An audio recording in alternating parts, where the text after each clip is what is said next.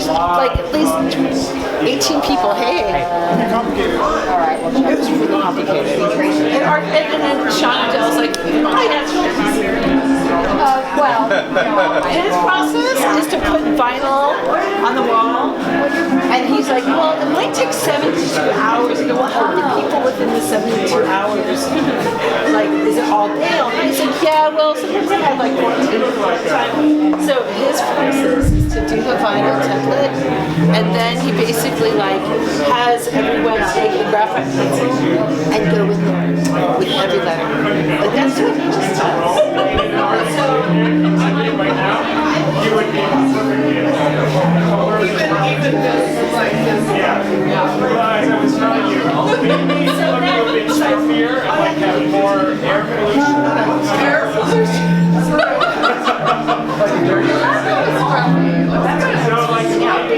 pulled off the vinyl and it was bleeding everywhere. It looked like grunge text psychoticness. And I'm just like, and the thing is, it was pretty short. Like, it was a day for the vinyl, a day for the markers, and we're done. But of course, it was meant to be that way, dude. That was like the way it was supposed to be done. So, came out. It looks great. I mean, I didn't. It's freaking huge. It's a lot of. You just say rock and roll at the end. Rock and roll. So we're back with. So he's got it. I want to introduce you.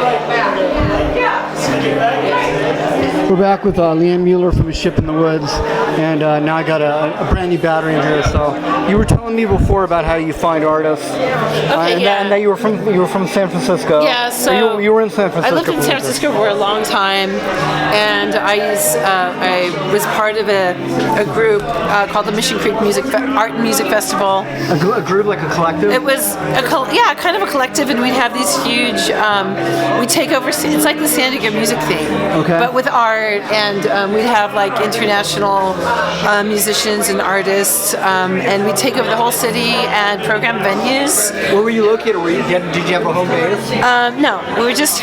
Jeff Ray was the chief commander. Okay. And it was just a lot of fun, and so I fell in love with the whole idea of putting together shows, and then I met RJ, who is RJ Brooks, who basically had been running with Dan A Ship in the Woods, and a team of people in Del Mar, and it was absolutely beautiful. And I just was like, I'm home. When I went to that house, I knew like this is my place, and we can do great things, fun things. You got to be around art, or you got to be around artists. Yeah, it's the art, music, science. It's like a programming of many different types of cultures. So we do. We talk about a vessel for cultural capital, and we really basically it's bringing together multidisciplinary forms of conversations, actually. Venture for cultural capital. A vessel for cultural capital. Got it. Okay, a vessel for cultural capital. And is that like a nonprofit? Or? No, that's our tagline. What? It's our tagline. Okay, got it. And why Ship in the Woods? Tell me about. I'm kind of attracted to that name because of the Steinbeck book, Cannery Row. The cook, remember the cook? He was building a ship on land and stuff. And I don't know why I associate with that. Maybe it's a totally incorrect association. I'm curious what you think is Ship in the Woods. Really, why we would call it a Ship in the Woods? Yeah. What do you think? Why do I think it? Because it's a fantasy. Because it's a non sequitur. Could be that. So I'm asking you. I was just curious. Now wait a minute. I'm interviewing you. Okay. So basically, the whole idea is to really bring a different experience and provoke questions in an area where people might be thinking something else. So, in other words, really looking at how to bring thought and conversation and dialogue, and into a location where there isn't that really happening, and Nice. I don't know. I mean, I really. Have you been able to accomplish that? Well, that's exactly the thing. Like, I'm a little concerned. I'm going to start over again. I'd like to start over again because I feel like